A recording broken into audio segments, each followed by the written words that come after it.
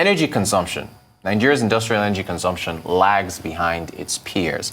This according to data from Abuja-based independent energy consultants, EMRC. There's the chart. There's the chart. Data released, and you can see Nigeria circled on the left. Data released from the firm showed energy consumption by customer groups for a select number of nations, including, as you can see right there, Nigeria, Morocco, Egypt, South Africa, Indonesia, Brazil, and then United States. Now, Nigeria's industrial consumption, of course, in blue, was pegged at just 9%, single digits, compared to Morocco's 42%, Egypt's 25%. Again, the blue bar. South Africa's 62%. We just talked about South Africa's economy just now, 62%, and Indonesia about 43%.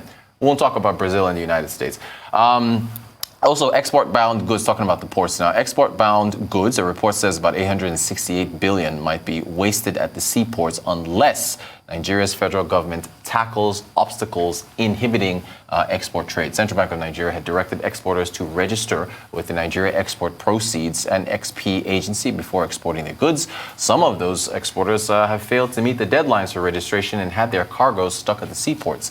Exporters have consistently appealed to the CBN and other government agencies to liberalize the process to encourage struggling entrepreneurs. But the central bank wants everything in line so they can review these things. All right, joining us to discuss further, especially kicking off with the Treasury bill auction, is Ayodeji Ebo, senior economist and head of research at Greenwich Merchant Bank. Good morning to you, Ayo. Thank you so much for joining us. So, interest rates are still low, but we saw rates for the 182, 364-day bills spike in yesterday's auction. What can you help us out with why that happened? Yes, thanks for that. What we saw was a major surprise yesterday. And if you recall, when rates were last at around the 3%, that was around end of August to early September. So for most traders, were not expecting that rates will move that sharp. And that sent some form of confusion even to the fixed income market. As at this morning, we've seen yields on even the longer term instruments gone significantly high by an average of about 200 basis points. So what we felt led to that was the announcement of the special bill that announced by the CBN. It's been rumored that the bills for the 90-day special bills may range between the 0.5 levels to around 1.5 levels. Even some were saying as high as 3%. So I think it is in anticipation of knowing the exact levels where the special bills that be issued issued by the CBN would stabilize. That informed the bids that investors submitted yesterday, and the CBN also wanted to fill those bids, and they had to increase the rates to be able to fill the bid. So you will discover that compared to what we normally see before, the CBN just allotted exactly what was offered, and we not to take the rate beyond the 3.2% levels. Thank you so much for that, and thanks for mentioning the CBN's the special bill. What do you think of it? Do you think will it achieve what the Apex Bank expects it to do? I think the idea behind the special bill is for the CBN to just restructure the balance sheet of the bank. So for most of the banks, they have their cash with the CBN.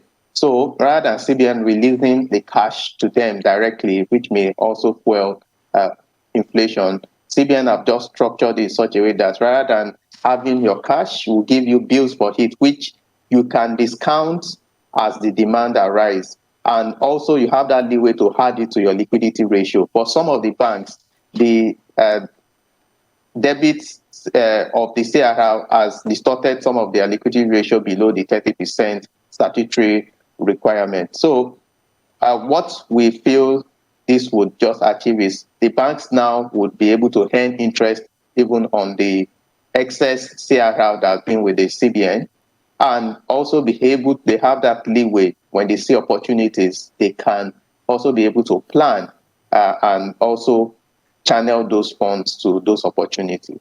Great. If we can put up the results of that auction again, Ayodeji, they were still over subscription. Yeah. So in fact, even I'm looking at the 91 day offer was 4.4 billion. Subscription was 48.1. Over subscription on the 91 day, over subscription on 364.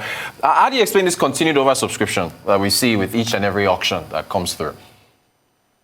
But if you look at the result, it's interesting to note that the subscription has reduced. Has reduced significantly. This last auction would be one of the lowest subscription in the last few months.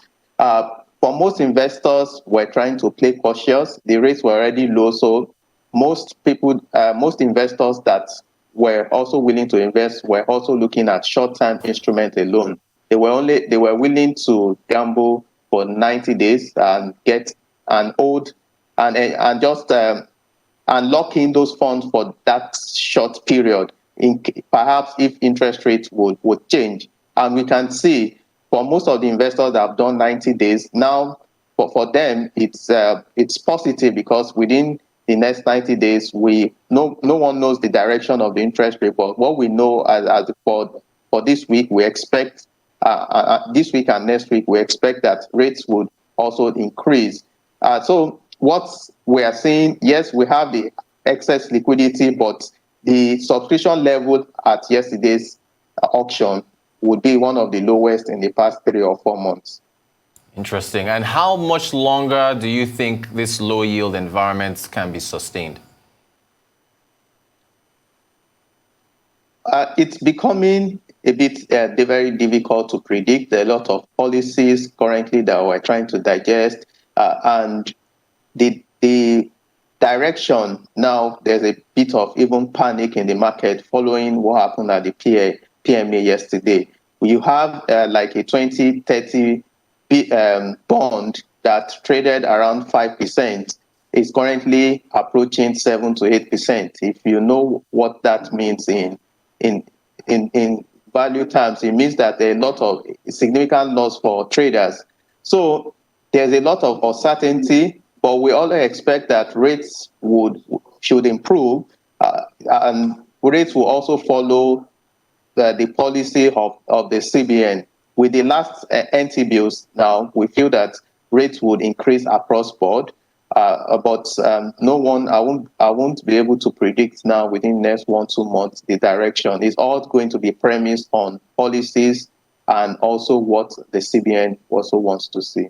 Fantastic. Now, the stock exchange, do you think the low yield environment should continue to drive funds to the exchange? Yes, it's always positive for the stock market when you see the fixed income market with very low yields. But what you can see, even as at this morning, because of the results of the PMA yesterday, we've seen significant sell-off in a lot of the banking stocks. They are currently underwater. So once we begin to see improvement in rates within the fixed income market, then there will be less interest in the stock market. But that said, when you look at also the stock market from that dividend yield perspective, we still believe that it still has potential to return higher yield compared to what you get in the fixed income market. So it's going to boil down to, for most of the fund managers, what their trusted or investment policies also says and what it also allows them to invest. Those are the major players that have the liquidity to play with. Thank you so much. And we only have about a minute and a half to go. I want to quickly get your thoughts on this NCC direction on the SIM cards and how businesses are reacting. What's your take?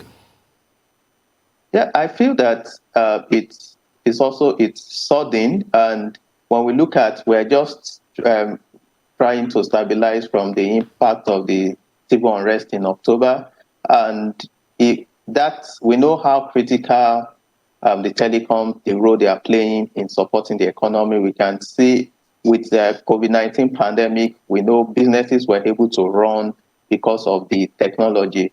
So I don't know how long this would be for, and based on what the news or the the circular is saying it's also for security purposes. So it's maybe a chicken and egg situation, and but I feel that while we're also focused on security, the growth of these businesses and stability of these businesses, we know how structured the non-informal sector is in Nigeria, accounts for about 80% of manufacturing. So it's also important that we consider them also when taking decisions. Fantastic stuff. Ayodeji Ebo, Senior Economist, Head of Research at Greenwich Merchant Bank. Thank you so much for your thoughts. We appreciate your time, sir.